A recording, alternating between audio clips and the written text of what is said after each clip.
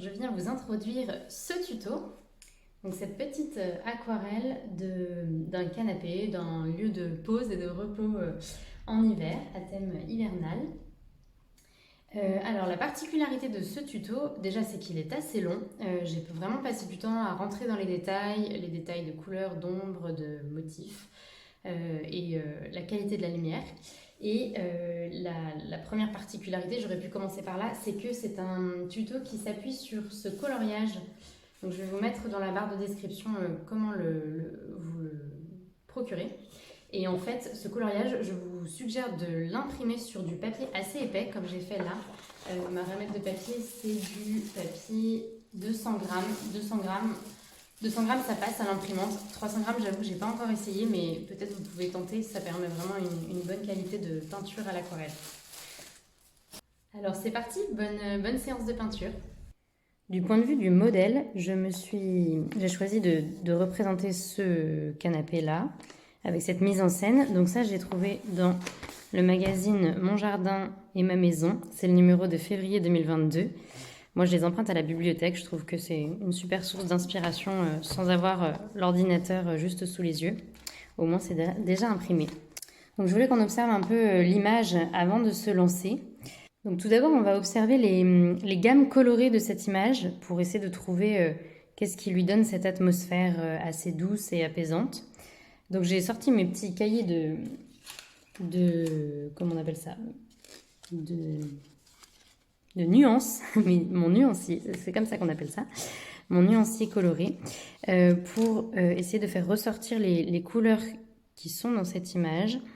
Donc je rentrerai dans le détail à chaque étape, mais là j'ai essayé d'extraire les tons principaux et on voit que c'est des nuances qui nous font penser à l'hiver parce qu'il y a beaucoup de brun et il n'y a pas de couleur flashy, j'ai envie de dire. Voilà. Et par-dessus, il y a ces petites zones de couleurs beaucoup plus vives qui vont donner de la vitalité à la composition. Donc ici pour la tasse et le livre, j'ai pris ce vert pomme, ce vert très clair. Et puis pour le coussin, on a ces couleurs-là en plus. Donc pareil, on viendra dans le détail au fur et à mesure. Mais ça nous donne déjà une idée. Finalement, il y a beaucoup de couleurs. Mais elles sont pas toutes utilisées. Elles sont pas toutes utilisées à la même proportion, ce qui va créer quand même cette atmosphère principale de vert, de gris, de brun, et puis des petites touches de nuances en plus. Donc je prends mon dessin de base et nous allons commencer par observer les blancs en fait, parce que en aquarelle, le blanc qu'on observe sur les images va être le plus lumineux possible si on laisse le blanc du papier, puisque c'est notre base, c'est notre blanc de référence. Donc en aquarelle, on va rajouter les couleurs autour qui vont mettre en valeur ce blanc, mais par contre, on ne va pas peindre en blanc, il n'y a pas de peinture aquarelle blanche. Enfin, si vous en avez dans votre palette, c'est un peu de la triche et c'est pas vraiment de l'aquarelle. Enfin, voilà, pour s'amuser à ce jeu de transparence, le but est de laisser le papier. Donc on va appeler ça laisser le blanc en réserve. Et je voudrais dans cette première étape prendre le temps de délimiter, donc là avec un crayon de papier, ces zones de blanc pour être sûr ensuite de ne pas venir les peindre tout simplement. On peut aussi utiliser pour cette étape du drawing gum, c'est-à-dire une espèce de colle qu'on applique aux endroits où on veut que le blanc reste en réserve. Et une fois qu'on a tout peint, donc on laisse sécher la colle, on peint toute notre illustration. Et une fois que tout est sec, on vient gommer le drawing gum, ce qui fait que le blanc est resté en réserve. Donc ça, c'est une possibilité. Là, je vais le faire sans drawing gum. Et qu'est-ce que je voulais dire d'autre? Oui, donc dans l'image, ça va nous permettre de mettre en valeur un peu différemment ces différentes zones de blanc. Donc je ne sais pas si vous verrez toutes les nuances à l'écran, mais par exemple, on peut plisser les yeux pour le voir plus nettement, pour essayer de repérer quelle est la zone la plus lumineuse. Et donc ici, cette zone est vraiment frappée par le soleil directement, c'est la plus lumineuse, la plus blanche. Par contre, ici, vous voyez, il y a aussi du blanc. mais il est un petit peu moins lumineux. Donc il va y avoir un tout petit peu de pigment à mettre ici pour que ce soit quand même moins lumineux. Là, si je plisse les yeux, ça c'est quasiment blanc-blanc aussi comme ici, hein. Là aussi. Donc voilà, je me tais et je vais délimiter tout ça sur le dessin. Et on se retrouve après.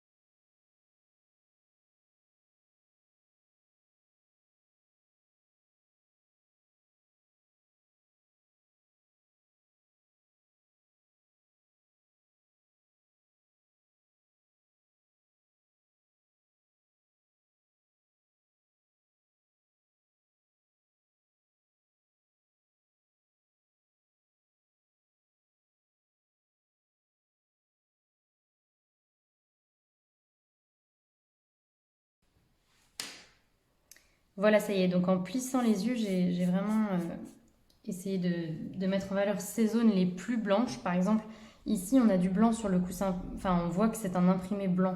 Mais en fait, dans la réalité, par rapport à ce blanc-là, eh ben, il sera représenté gris plus que blanc. Donc voilà, c'est ces petites choses auxquelles faire attention. Maintenant, je vais passer à la deuxième étape qui va consister à passer passer sur toute l'illustration une première sous-couche pour justement délimiter ces espaces de blanc et puis mettre une première couleur, une première teinte. Et ensuite, dans un deuxième temps, on viendra mettre les zones de couleurs plus vivantes et puis les ombres. Donc d'abord, on va faire un peu ça, passer partout de manière assez fade finalement. Mais voilà, ça va être notre support, notre trame de fond pour la suite. Et donc pour cela, je sors mes couleurs. Donc j'ai pas pris le temps de regarder. À chaque fois, il y a pas mal de terre d'ombre naturelle. Alors je vais vous montrer les couleurs, vous vous rendiez compte aussi. C'est ce pigment-là qui est souvent mélangé avec du bleu outre-mer. Donc c'est celui-là. Donc voilà, ça vous donne une idée selon la palette que vous avez. Pour trouver ces tons-là assez sombres, vous allez jouer entre du marron et du bleu, grosso modo. Du bleu foncé, du marron et du bleu foncé. Et puis selon la dose, selon la dilution, vous allez pouvoir attraper ces teintes-là. Et pour celui-là qui tire plus vers le vert, c'est que j'ai utilisé du bleu Windsor. Donc c'est un bleu qui est un petit peu plus turquoise. Dans ma palette, il est là. Après, sur la vôtre, voilà, il va falloir que vous testiez pour le trouver également. Donc, si vous n'avez pas ce bleu turquoise, vous pouvez rajouter dans votre bleu outre-mer du jaune. C'est ce qui va lui donner une teinte verte. Et pour tout ce qui est les tons plus clairs, là, les gris, les gris d'eau, en fait, en aquarelle, on va essayer de ne pas utiliser le pigment noir pur parce qu'il va donner un gris assez fade. Tandis que pour donner une atmosphère colorée agréable et sympathique, il est bon d'utiliser des gris de couleurs en fait. Et par exemple, donc en fait ces teintes-là qui sont assez claires, qui se rapprochent du gris parce qu'elles sont fades, en fait elles sont composées de couleurs. Par exemple celui du dessus là, c'est du jaune et du bleu. Donc jaune et bleu, ça pourrait faire du vert vraiment peps, mais il est aussi beaucoup dilué. J'ai mis plus haut. Il est beaucoup dilué, ce qui va donner cette teinte très claire. Donc j'ai pris ce jaune-là, jaune auréoline, et le bleu outre-mer. Et celui du dessous, pour donner comment on pourrait appeler ça, cette teinte couleur chair, c'est du marron, terre d'ombre naturelle, donc c'est celle-là. terre d'ombre naturelle plus de l'eau. Donc c'est du marron très dilué tout simplement. Mais ça va donner ce teint rose chair alors que j'ai pas utilisé de rouge. Bon, c'est du marron. Et enfin le dernier là, c'est de l'ocre jaune. Donc l'ocre jaune c'est cette couleur que j'aime trop, ce doré ocre jaune. Et il est mélangé avec du bleu, ce qui le casse un petit peu. Et il lui donne cette teinte un peu plus fade. Voilà, donc à chaque fois, il y a du marron, du bleu et un peu de jaune, soit du jaune auréoline, soit du jaune ocre jaune. Donc c'est parti, je vais aller chercher mes pinceaux et ma palette et peindre toutes ces zones.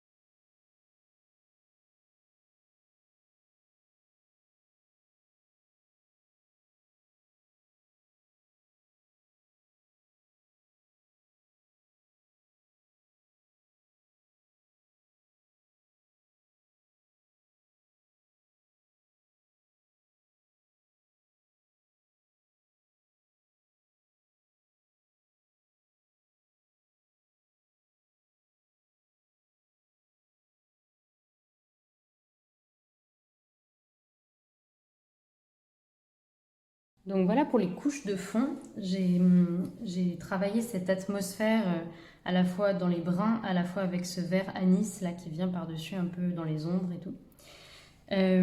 Et donc l'étape suivante, je ne sais plus où j'en suis, étape 3, ça va être de venir travailler les objets en fait qui apportent cette zone de couleur et ces zones de détail aussi.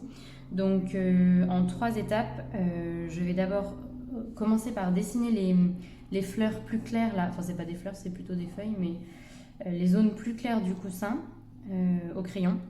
Ensuite, je travaillerai l'ensemble des couleurs de ce coussin. Et puis après, il y aura le travail de la tasse et du livre. Et pour finir, de commencer à poser des motifs sur ce plaid. Voilà pour cette étape 3. C'est parti. Du coup, j'ai dit que je commençais au crayon.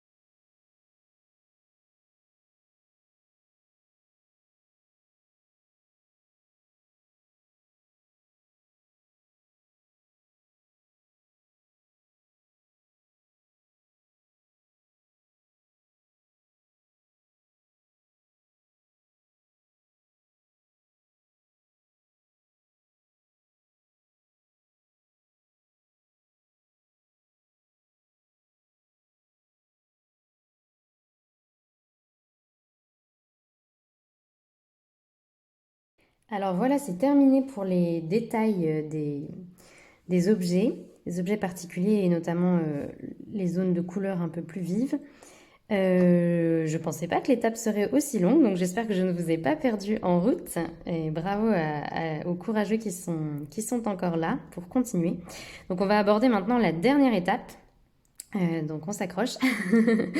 La dernière étape va consister à retravailler les ombres et la lumière. Ça va souvent ensemble, hein, ombre et lumière. Parce que ces ombres vont permettre de rajouter du contraste et encore plus créer du volume. Donc on va travailler les zones vraiment où il y a des ombres, elles sont assez claires, hein. Si vous plissez les yeux, c'est les zones les plus foncées. Donc dans un premier temps, on va travailler ces ombres-là. Et ensuite, dans un second temps, on va retravailler un peu la qualité de lumière. Donc, vous voyez sur l'image, la lumière vient de cette fenêtre. Il y en a probablement une autre ici. Donc, c'est de la lumière, normalement, on est en hiver. C'est une lumière très froide. Et en fait, ça va se traduire par une lumière, enfin, des reflets bleutés à pas mal d'endroits sur l'image, notamment là sur le canapé, un petit peu sur le reflet de la table, et puis ce reflet bleuté qu'on voit au pied du canapé. Et bon, dans l'ombre qui est là, mais donc on ne va pas forcément... Ouais, quoique je pourrais donner un petit effet ici, ça pourrait être sympa. Donc ce bleuté traduira cette lumière d'hiver froide. Et en même temps, les lumières assez douces de l'hiver sont souvent très riches parce qu'il y a aussi ce doré. Je ne sais pas si vous arrivez à le discerner, à le voir. Ce doré qui crée, lui, d'autres reflets. En fait, ça va faire un pendant lumière froide, lumière chaude, et ça crée toute une atmosphère que je trouve douce et assez intéressante. Donc voilà, on va expérimenter ça et voir le résultat. Oui, donc j'ajoute que du point de vue des couleurs, pour ce qui est des ombres, je pense garder ces brins-là. Encore une fois, pour ne pas faire des ombres noires, mais des ombres colorées. Donc à chaque fois, il s'agit du bleu outre-mer. Je vous le montre. Le bleu outre-mer, c'est celui-là. Le plus foncé souvent de votre palette, mais à tester, mais voilà. Bleu outre-mer et à jongler avec les bruns, là, les marrons. Donc c'est le terre d'ombre brûlé, le plus foncé, et le terre d'ombre naturel. Donc voilà, ça permettra ces ombres. Et puis pour ce qui est de la lumière froide, lumière bleutée, je pense que je vais utiliser le bleu de cobalt, mais très dilué, vraiment, vraiment très dilué. Ça sera un bleu, enfin voilà, une lumière froide assez lumineuse. Et pour ce qui est de rajouter une teinte dorée, j'utiliserai l'ocre jaune, c'est celui-là. Voilà, c'est parti.